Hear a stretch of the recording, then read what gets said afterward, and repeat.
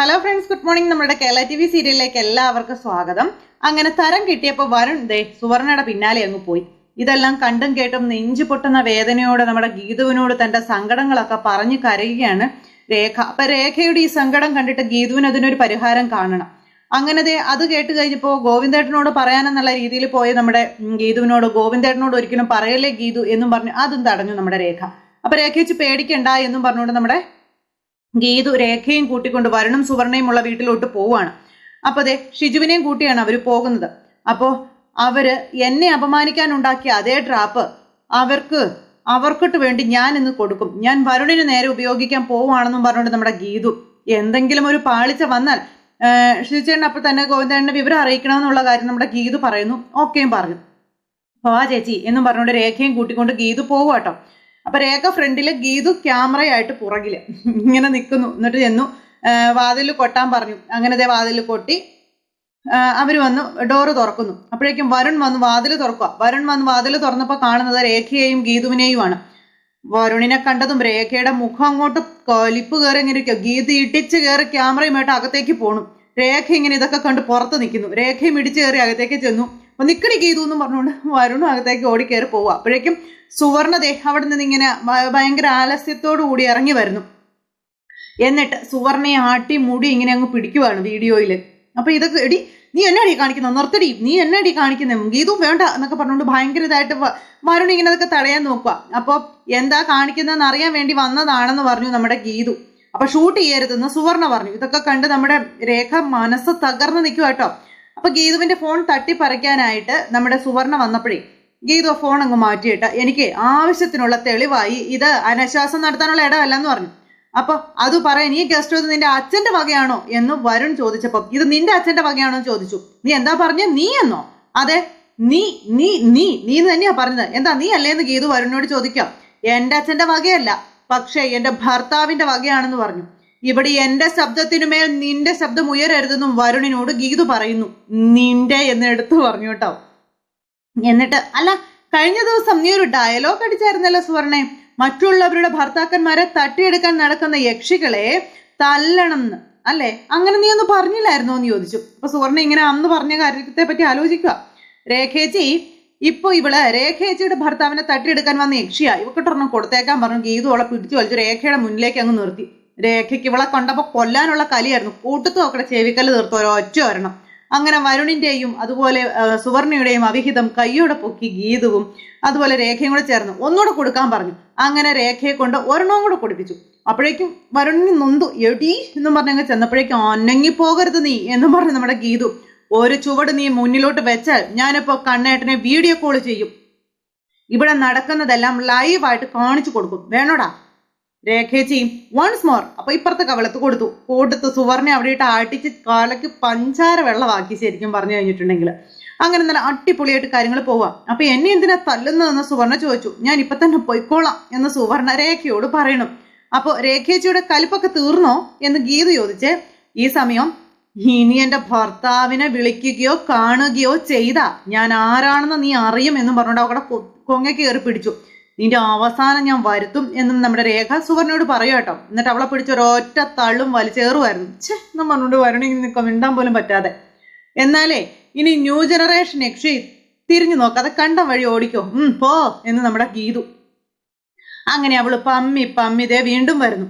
എന്താടി എന്ന് ചോദിച്ചപ്പോ മൊബൈൽ എടുക്കാനാണെന്ന് പറഞ്ഞു. അങ്ങനെ നമ്മുടെ ഗീതു മൊബൈല് എടുക്കാനുള്ള അവസരം കൊടുത്തു. അവള് ജീവനും കൊണ്ട് ഇറങ്ങി ഓടി. ഈ സമയത്ത് നമ്മുടെ രേഖ വരുണിന്റെ നേരെ തുറച്ചു നോക്കിക്കൊണ്ട് ഇങ്ങനെ നിൽക്കുക കേട്ടോ. ഗീതുവും അതുപോലെ തന്നെ. ഗീതു എന്നിട്ട് നേരെ അവന്റെ അടുത്തേക്ക് ചെന്നു. അപ്പൊ ഇതിനൊക്കെ പകരം ചോദിക്കാൻ എനിക്ക് ഒരു അവസരം കിട്ടൂടി എന്ന് വരുൺ പറഞ്ഞപ്പോ, ആയിക്കോട്ടെ, തൽക്കാലം ഈ രാത്രി താമസിക്കാൻ ഒരു സ്ഥലം കണ്ടുപിടിക്കാനായിട്ട് നമ്മുടെ ഗീതു പറഞ്ഞു. അപ്പൊ രേഖ ഇങ്ങനെ നോക്കുവാട്ടോ ഗീതുവിനെ.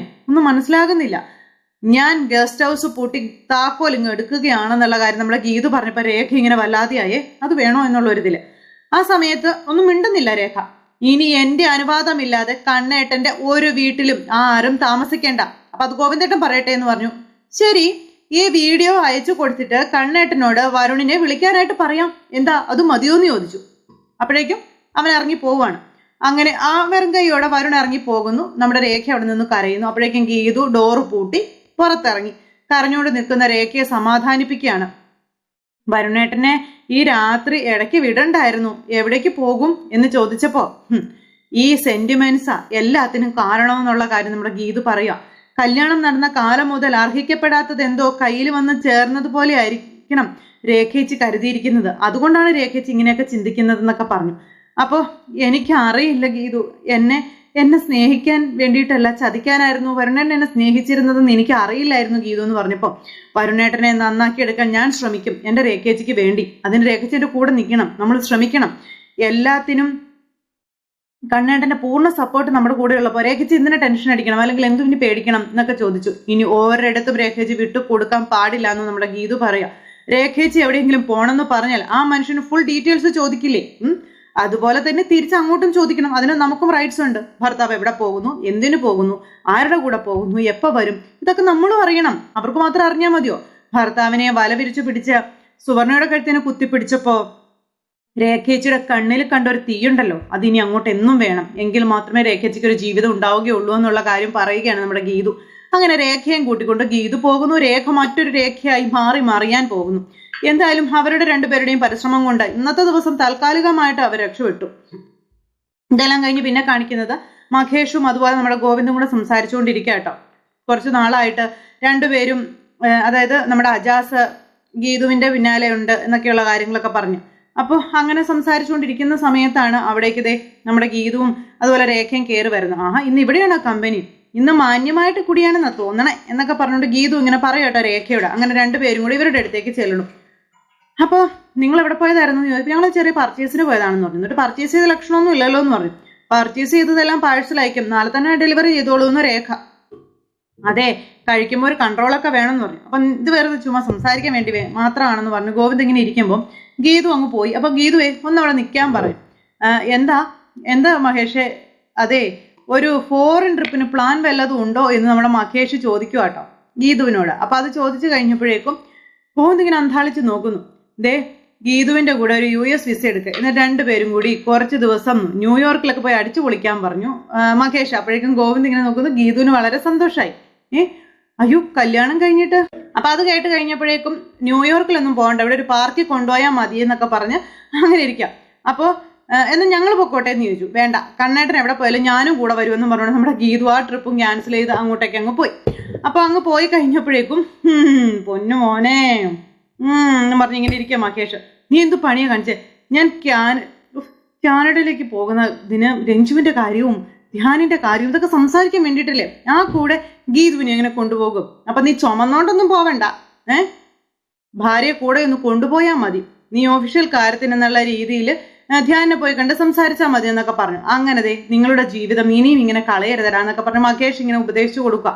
എന്നിട്ട് രണ്ടുപേരും കൂടെ വെള്ളം അടിച്ച് അങ്ങനെ ഇരിക്കുന്നു. ഗോവിന്ദ് ഇങ്ങനെ ദീർഘശ്വാസമൊക്കെ വിട്ട് ഇതൊക്കെ കഴിച്ചുകൊണ്ടിരിക്കുന്നു.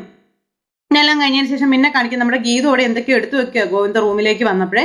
അപ്പോൾ ഗോവിന്ദ് എന്നിട്ട് ചോദിച്ചു, നീ എന്താ ഇതൊക്കെ ചെയ്യുന്നതെന്ന് ചോദിച്ചു. അപ്പോൾ നീ എന്താ ഈ കാണിക്കുന്നതെന്ന് ചോദിച്ചപ്പം ഞാൻ എൻ്റെ പേപ്പേഴ്സൊക്കെ എടുത്ത് വെക്കുകയായിരുന്നു എന്ന് പറഞ്ഞു. അപ്പോൾ എൻ്റെ SLC ബുക്ക് ഇതെല്ലാം എടുത്ത് വെക്കുകയെന്ന് പറഞ്ഞപ്പോൾ IASന് കൊടുക്കാൻ ഇതൊന്നും അല്ല വേണ്ടത്, ആദ്യം നല്ല കോച്ചിങ് സെന്ററിൽ പോയി പഠിക്കാൻ നോക്കാൻ പറഞ്ഞു. അപ്പം ഇതൊന്നും സിവിൽ സർവീസിന് അപ്ലൈ ചെയ്യാൻ വേണ്ടിയിട്ടുള്ളതല്ല, കനേഡിയൻ വിസയ്ക്ക് വേണ്ടിയിട്ടാണെന്ന് പറഞ്ഞു. അത് കേട്ടപ്പോൾ ഇങ്ങനെ നോക്കുമോ ഗോവിന്ദ്. അതിന് വേണ്ട റിക്വയർമെന്റ്സ് ഞാൻ നെറ്റിൽ നിന്ന് കണ്ടുപിടിച്ചു. കാനഡയിൽ നിന്ന് ആരടി ഇരിക്കുന്നത്? എൻ്റെ ഹസ്ബൻഡ് ഗോവിന്ദ് മാധവ് കാനഡയ്ക്ക് പോകുമ്പം കൂടെ ഞാനും ഉണ്ടാകുമെന്ന് ഗീതു. ഞാനേ ഹണിമൂൺ ട്രിപ്പിനല്ല, ഒഫീഷ്യൽ ആവശ്യങ്ങൾക്ക് വേണ്ടിയിട്ടാണ് പോകുന്നത്. അപ്പൊ ഞാനും ഹണിമൂൺ ട്രിപ്പിനൊന്നും ആയിട്ടല്ല വരുന്നത്, ഏജിമിന്റെ വൈസ് ചെയർമാൻ എന്നുള്ള രീതിയിലാണ് ഞാൻ വരുന്നതെന്ന് പറഞ്ഞു. അപ്പോൾ ഇങ്ങനെ ഞാൻ കൊണ്ടുപോകില്ലെന്നൊക്കെ ഗോവിന്ദ്. ഞാൻ വരുമെന്ന് ഗീതു. അങ്ങനെ രണ്ടുപേരും കൂടെ അങ്ങോട്ടും ഇങ്ങോട്ടും ഇരുന്ന് തർക്കമായി. അത് കഴിഞ്ഞ് പിന്നെ ഗോവിന്ദ് പിണങ്ങി കയറി കട്ടിലേക്ക് കിടന്നു. അപ്പൊ ഞാനില്ലാതെ കാനഡ യാത്ര നടക്കില്ല എന്നറിയാവുന്നത് കൊണ്ടാണ് ഞാൻ ഇത്രയും ചൊറിഞ്ഞത്. കണ്ണേട്ടൻ അങ്ങോട്ട് ചെല്ലും മുൻപേ ധ്യാൻ ഇവിടേക്ക് വരും, പൊന്നു മോനെ എന്നും പറഞ്ഞുകൊണ്ട് നമ്മുടെ ഗീതു ഇങ്ങനെ അവിടെ നിൽക്കണം. എന്തായാലും ഗീതുവിന് കാര്യങ്ങളൊക്കെ അറിയാവുന്ന പാവം ഗോവിന്ദന് അറിയില്ലല്ലോ. അങ്ങനെ നല്ല രസകരമായിട്ട് ആ ഒരു സംഭവം കഴിഞ്ഞു. എല്ലാ മാരണങ്ങളെയും പുറത്താക്കി സ്വസ്ഥമായിട്ടൊന്ന് ഉറങ്ങാന്ന് കരുതിയതാ.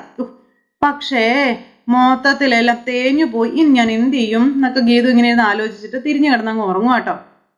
ആ സമയത്ത് അവിടേക്ക് നമ്മുടെ രാധികയെ കാണിക്കുന്നത്. രാധിക ഇങ്ങനെ അവിടെ ഇരിക്കുന്നു. രാധികയുടെ ഫോണിലേക്ക് കോള് വരുന്നു. രാധിക എന്നിട്ട് ഇങ്ങനെ ഫോൺ എടുത്ത് നോക്കി, എന്നിട്ട് അത് അങ്ങനെ തന്നെ അവിടെ വെച്ചു, എടുത്തില്ല. എന്നിട്ട് ഇങ്ങനെ ആകെ ടെൻഷൻ അടിച്ചിരിക്കുക. പിന്നെ കാണിക്കുന്നത് വരുണിനെ. രാവിലെ ആയി. വരുൺ ഇങ്ങനെ ഫോൺ എടുത്ത് അമ്മയോട് സംസാരിക്കാം. അമ്മ ഒരിക്കലും പ്രതീക്ഷിക്കാത്തതാ മാനസികമായി തയ്യാറായിക്കോളാൻ പറഞ്ഞു. നീ കാര്യം പറയാൻ പറഞ്ഞു. ഗോവിന്ദേട്ടന്റെ കൂട്ടുകാരിയായിരുന്ന ശിവരഞ്ജിനി ആരാണെന്ന് നമുക്ക് അറിയാവോന്ന് ചോദിച്ചു. അമ്മ ഏറ്റവും കൂടുതൽ വെറുക്കുന്ന ശത്രുവിന്റെ മകളാണെന്ന് പറഞ്ഞു. അപ്പൊ ആരുടെയാന്ന് ചോദിച്ചപ്പോ വിജയലക്ഷ്മിയുടെ കാര്യം പറഞ്ഞു. ഇത് കേട്ടപ്പോഴേക്കും രാധിക ഞെട്ടി. അങ്ങനെ അന്ന് രാധികയുടെ മുന്നിൽ വന്ന് നിന്ന് നമ്മുടെ വിജയലക്ഷ്മി മാം ഒത്തിരി സംസാരിച്ചിരുന്നല്ലോ, ആ കാര്യങ്ങളെ പറ്റിയൊക്കെ രാധിക ഓർക്കുക. അങ്ങനെ ഓർത്ത് ഇവർ തമ്മിലുള്ള സംസാരവും കാര്യങ്ങളെല്ലാം ഓർക്കുക കേട്ടോ. അപ്പോൾ രഞ്ജുവിനെ ഹോസ്പിറ്റലാക്കിയതിന്റെ ഡീറ്റെയിൽസ് വെച്ച് അന്വേഷിച്ചപ്പോഴാണ് ഇതൊക്കെ കണ്ടു കിട്ടിയതെന്നുള്ള കാര്യങ്ങളൊക്കെ സുവർണയും പറയുന്നു. എന്തായാലും കാര്യങ്ങളെല്ലാം കൈവിട്ടു പോയെന്ന് രാധിക്ക് മനസ്സിലായി. അപ്പോൾ ഇതിനേക്കാളും നമ്മളുടെ മുന്നിൽ എല്ലാവരും കള്ളക്കളി കളിക്കുകയായിരുന്നു. അതിനേക്കാളും വലിയൊരു പ്ലേ കണ്ണനും ഗീതവും ചേർന്ന് നടത്തുകയായിരുന്നു എന്നുള്ള കാര്യം രാധിക പറയുന്നു. രാധികയ്ക്ക് അത് ഭയങ്കര അങ്ങോട്ട് വിഷമമായി. ഇനി അറിയേണ്ടത് വിജയലക്ഷ്മിയും കണ്ണനും ഗീതവും ചേർന്ന് ആ ഹോസ്പിറ്റൽ കേന്ദ്രീകരിച്ച് എനിക്കെതിരെ മറ്റൊരു കെണി ഒരുക്കുകയാണോ എന്നുള്ളതാണ് എന്നുള്ള കാര്യം രാധിക പറയുന്നു. അവരുമായി ബന്ധപ്പെട്ട എല്ലാ ഡീറ്റെയിൽസും എനിക്ക് എത്രയും പെട്ടെന്ന് കിട്ടണം.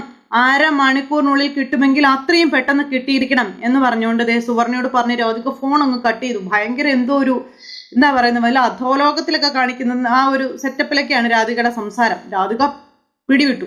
രാധികയ്ക്ക് കോലിപ്പം അങ്ങ് സഹിക്കാൻ പറ്റണില്ല. രാധിക ഇങ്ങനെ വലി കയറി ഇങ്ങനെ നിൽക്കുക. കണ്ണൻ വീണ്ടും അവളുടെ വലിയിലേക്ക് പോവുകയാണ്. അപ്പൊ കണ്ണൻ എന്നിൽ നിന്നും അകന്നു പോവുകയാണോ? കണ്ണൻ അവളുടെ മകനാണെന്നുള്ള സത്യം ഗീതു അറിഞ്ഞിട്ടുണ്ടാവുമോ? കണ്ണനും ഗീതുവും കൂടി ചേർന്ന് എന്നെയും വരുണിനെയും തകർക്കാനാണോ ശ്രമിക്കുന്നത്? എങ്കിൽ കരുതിയിരുന്നേ പറ്റുമെന്നൊക്കെ രാധിക ചിന്തിക്കുന്നു. അങ്ങനെ രാധിക ഇവിടുന്ന് കളി തുടങ്ങുമ്പോൾ നമ്മുടെ ഗോവിന്ദ സത്യങ്ങളൊക്കെ ഓരോന്നോരോന്നായി മനസ്സിലാക്കാനുള്ള സാഹചര്യങ്ങളൊക്കെ ഒരുങ്ങി വരുന്നുണ്ട്. അപ്പൊ അങ്ങനെയുള്ള ഒരു സിറ്റുവേഷനും കാര്യങ്ങളൊക്കെ കാണിച്ചുകൊണ്ടാണ് ഇന്നത്തെ നമ്മുടെ കഥ അവസാനിച്ചിരിക്കുന്നത്. അപ്പൊ എല്ലാവർക്കും നല്ലൊരു ദിവസം ആശംസിക്കുന്നു.